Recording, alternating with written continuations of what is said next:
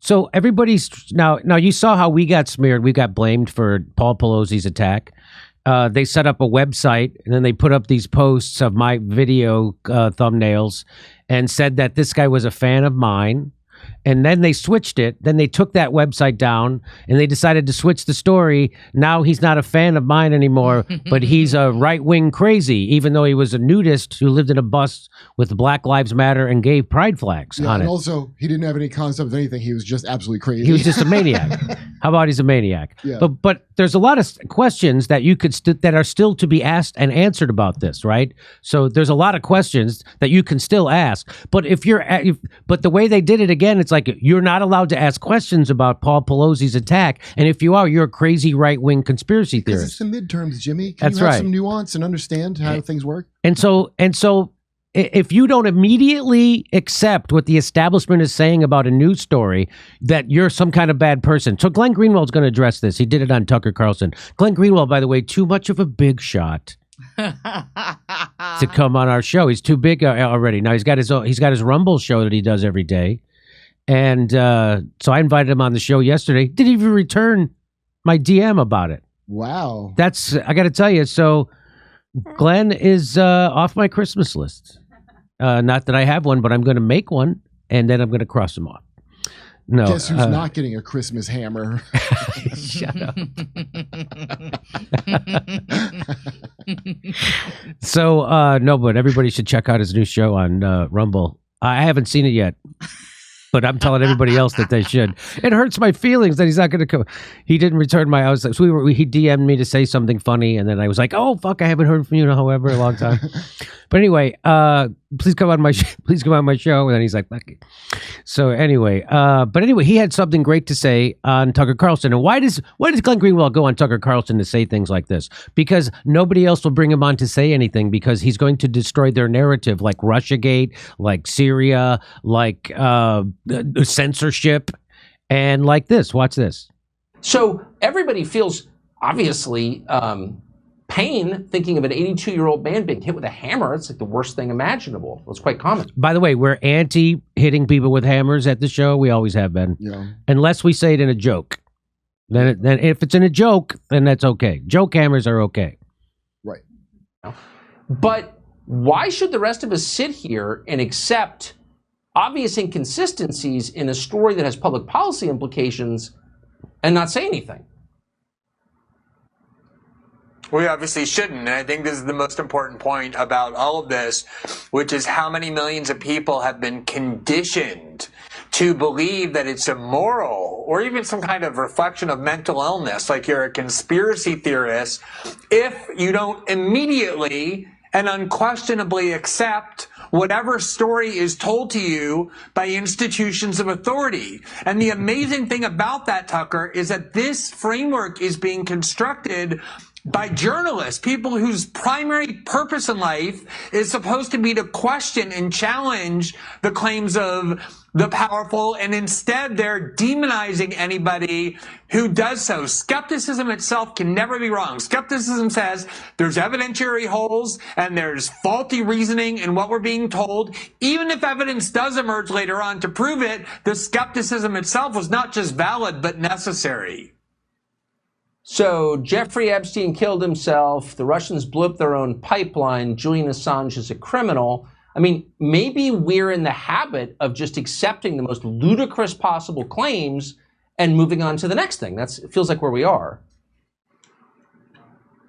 I mean, I remember, Victoria Nuland, who's the State Department official in charge of Ukraine, went before Congress and said, we're really worried that the U.S. and Ukraine have biological labs that are very dangerous, and if they fall into the Russian hands, it can be a disaster. And anyone who said, wait, what does she mean, was instantly branded a conspiracy theorist. How many people were called conspiracy theorists because they question whether the vaccine works the way they were told to work or anything else? This is what they do, is demonize questioning.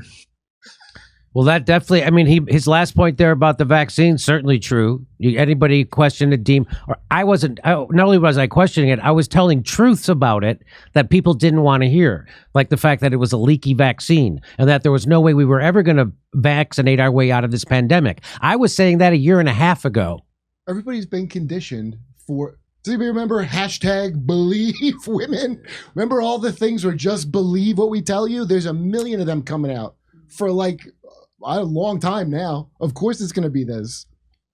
Yeah. Well, he's talking about being conditioned to just accept what the establishment says is true. That Russia it hacked our election. No, they didn't. You know how I know that? We debunked it. We did the research ourselves, which is called reading. Oh, by the way, we did the reading, and we brought on the top code breaker from the NSA, Bill Binney, and he proved beyond a shadow of a doubt that Russia did not do that. They couldn't have technically done that.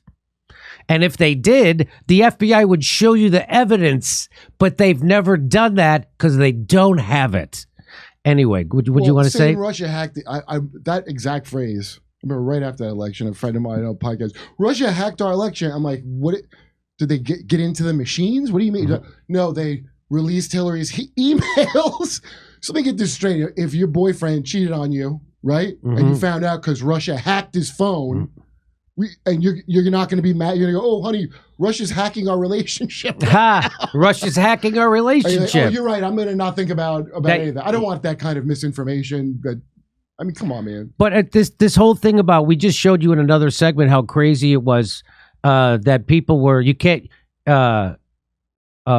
ask questions about what happened with Paul Pelosi, even though there's a lot of, there's still gaps. There still are. So here's some questions that you're not allowed to ask, just so you know. So I'm not asking these questions. I'm giving you an example. I'm telling you not to ask. I'm telling you, don't ask these questions, because these questions that I'm about to show you, these are wrong to ask. A rainbow flag waving nudist prostitute. Was he a prostitute? Do we know this? I don't know if we know that. I don't know if we do know so that. I can't, I'm not going to, I'll cross this part out. Got up at 2 a.m. on Friday morning. Well, that's believable. Decided to create 2 random websites with hundreds of posts about QAnon and a Big Brother in the dead of night. So that's the thing. So this is the thing I was told about. I was told that website where the screenshot. You remember that Lauren Rosen, that fake journalist who gets her stories fed to her by the intelligence community? Mm-hmm. And she does the bidding of. She did a Twitter thread, which she's now deleted, that linked me to this attack, saying that this guy at one of these at these websites that got created, that had put up screenshots of my show. So they were thinking of blaming this on me, and they had Lauren Rosen go out and start tweeting about it, that it was my fault and that this guy was connected to me. And then they decided to switch it, and they said all about QAnon, and so that's the theory they're going with, because they can also indict, Republican politicians and Fox News and all their political enemies instead of just me. So now these websites are down. So according to, I don't know about these. So now so here we go.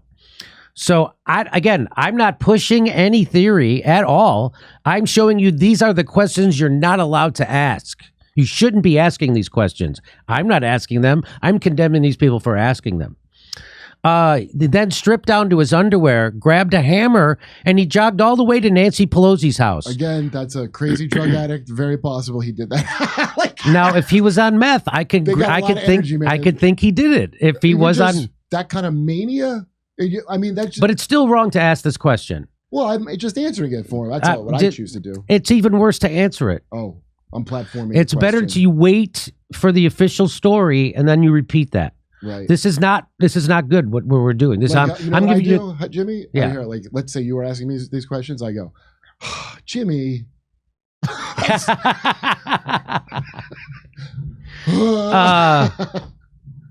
And he. So I'm sure there's answers to all these questions, but I would just like to know what they are. I'm sure they are. How did he miraculously breach 2 layers of max-level Secret Service security? Does she have secrets? I don't think she even has Secret Service security. That's the thing. Hey, how did they sneak them razors on the 9/11 planes through all our amazing security? Yeah, it's San Francisco, not known for being a tight ship. Someone got into the White House when Barack Obama was president, right? Didn't somebody make it into the White House? Mm-hmm. Or on the lawn, at least. So somebody made it in and up the stairs. So I can see that they're really incompetent sometimes. I mean, Triumph the Insult Comic Dog can get in there if you know. So, but again, you're not. That's why I'm saying you shouldn't. These are bad. You shouldn't even ask. That's a great question, though. But that's almost an argument about structural racism. Like, That's the part where I was like, wait a minute.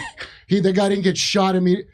So the cops wanted to drop the hammer like they're wrestling. So here's the part of the story I don't understand. Like, now some people are saying that Paul Pelosi opened the door and let the cops in, but then didn't the cops initially say that when they got there, someone let them in and they saw Paul and the guy wrestling over a hammer? Mm-hmm, that was the right? So, and then they took it when they said stop.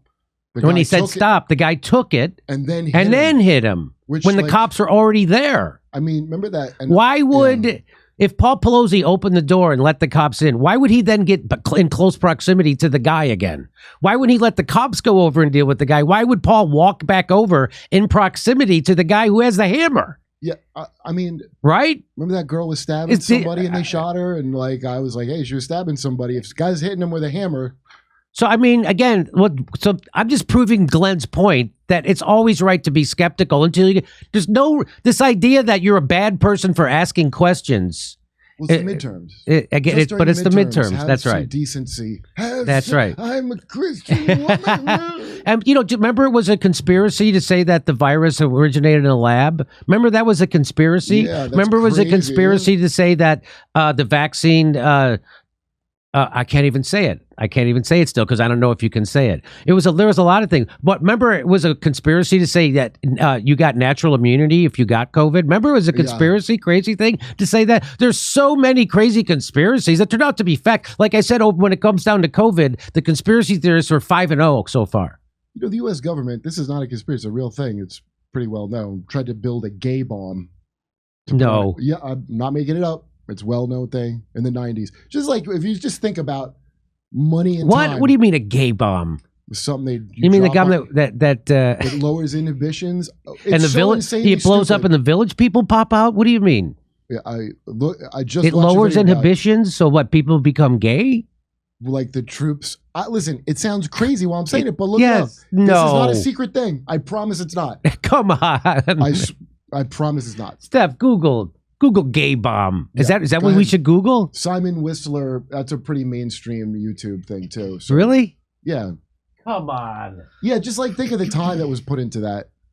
There's a saying that if you can think of it, the CIA already has a plan for it, right? Yeah, right. So if you can think of a gay bomb, they probably already have a plan for it. I don't know what year. Oh, it was in the 90s. That's right. So this is not like a 50s. You find anything? I have the first thing that came up was the gay bomb and halitosis bomb are formal names for two non-lethal psychochemical weapons that a United States Air Force research laboratory speculated about producing. That's the first thing that came up.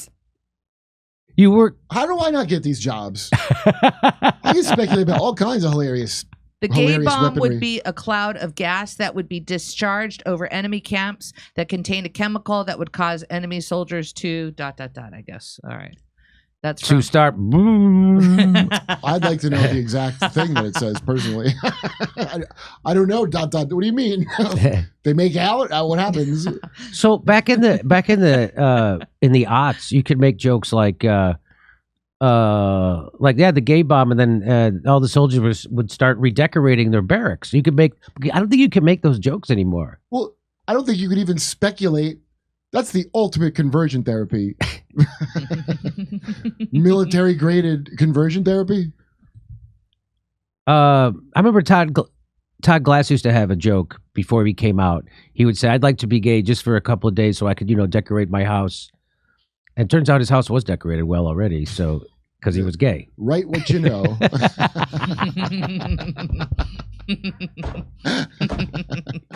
See, in Denver, Palm Springs, Austin, Texas, and Burbank, California after Thanksgiving. Plus, we're going to be doing a lot of shows in December in Studio City. Go to jimmydorecomedy.com for a link for all the tickets.